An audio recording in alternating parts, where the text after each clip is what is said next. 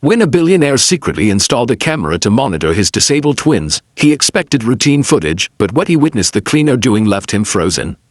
Stay with us, and if you love powerful real-life stories, don't forget to subscribe to USA Drama 2.0. Jonathan Hale, one of the wealthiest entrepreneurs in the country, lived in a mansion so large that staff often joked you needed a map just to navigate it.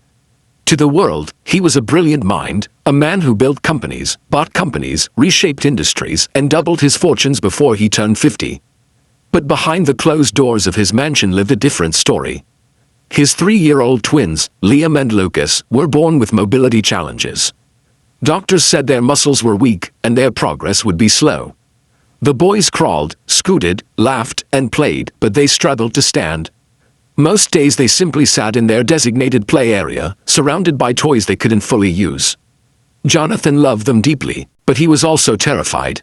Terrified of something happening when he wasn't there. Terrified that the world might hurt them. Terrified of losing what little family he had left after his wife passed away 2 years earlier.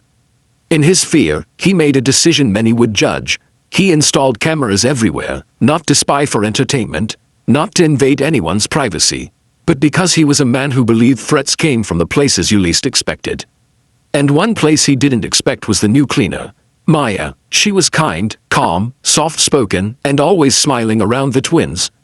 She never rushed her work. She greeted everyone warmly, but Jonathan was a man who trusted systems, not people. And so, without telling anyone, he placed a small camera in the twins' indoor playroom. Maya Daniels took the job at the Hale Mansion because she needed stability. Life had not been easy. After losing her mother, raising her younger sister alone, and juggling part-time work, this job felt like a blessing.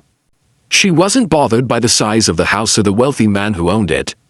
She simply wanted to do her job well and make life easier for the 2 little boys who instantly captured her heart. The twins laughed whenever Maya entered the room. They reached out their arms. They clapped when she cleaned, sang, or danced. And Maya, naturally, loved them back. But Jonathan didn't know that yet. He hadn't witnessed the kindness she carried. He only knew the world could be dangerous. So he watched, quietly, secretly, cautiously. One Tuesday morning, Jonathan had a meeting across town. Leaving the twins, especially when they weren't having a good day physically, made his heart heavy. Before he left, he checked the camera feed. Maya was already there, sweeping the floor of the playroom as the twins sat in their padded corner, babbling and tapping the soft blocks around them. He exhaled. Everything looked normal. Hours passed. Meetings blurred. Investors talked. Papers were signed. But Jonathan's mind wandered back to his children again and again. Finally, during a short break, he pulled out his phone and opened the live camera feed. And what he saw made him freeze in place. The twins were laughing. Really laughing, harder than Jonathan had heard in months. But that wasn't what shocked him.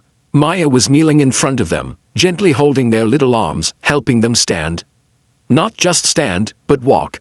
Their small legs trembled, wobbled, but didn't collapse. Maya cheered softly. Come on, little heroes, 1 step, 1 more, that's it. Lucas took a tiny step. Liam followed. Then they fell into Maya's arms, giggling wildly.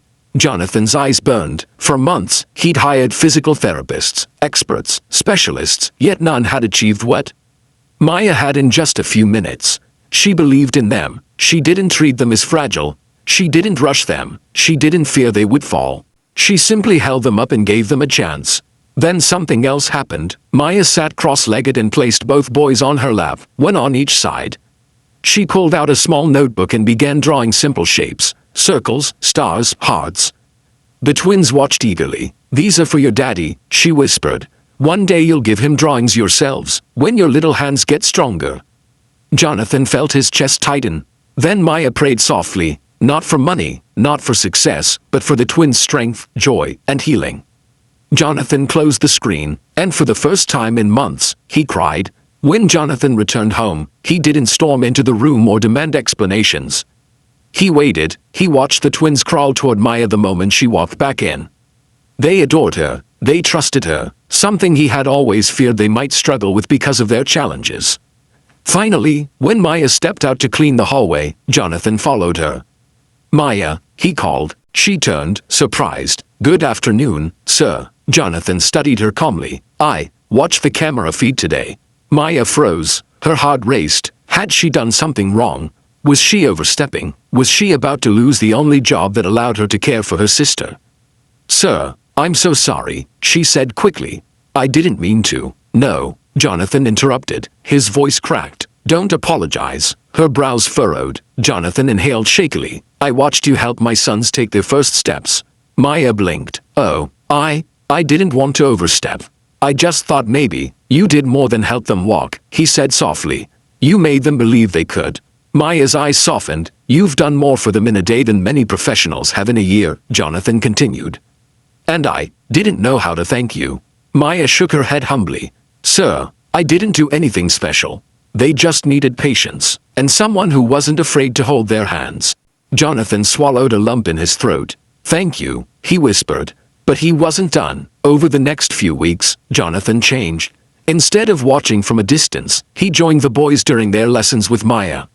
He learned how to gently support their legs, how to encourage them, how to clap even when the progress was small. And Maya, she became more than an employee. She became part of the twins' growth, their laughter, their healing. But Jonathan had more in mind. One afternoon, he called Maya into his study, a place staff rarely entered. She walked in nervously. "Sir, is everything all right?" Jonathan smiled. "More than all right. Sit, please." She sat slowly. Jonathan placed a contract on the table. "Maya, I want you to be the boys' full-time developmental aide." Her eyes widened. "Sir, that's a high-level position." "And I don't, you do," he said. "I've seen it myself. You have patience, warmth, intuition, things you can't buy. You help them take their first steps. You encourage them when no one else did. I trust you with my children." Maya covered her mouth, overwhelmed. "And," Jonathan added, "I want to offer to pay for your sister's schooling. Consider it a thank you for giving my sons something I didn't know they could have." Tears formed in Maya's eyes. "Sir, I don't know how to thank you." "You already did," Jonathan replied. "Every time you helped them stand."